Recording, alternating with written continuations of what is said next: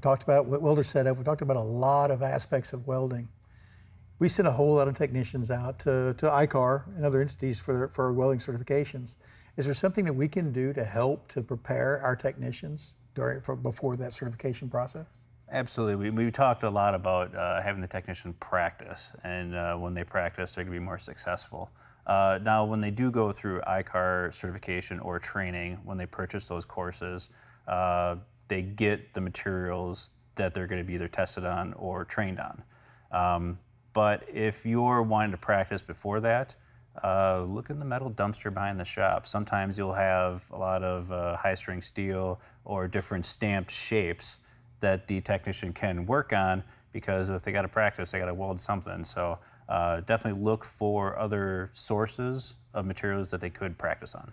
If you found today's tip helpful, please hit the thumbs up, subscribe to the channel, and share the video.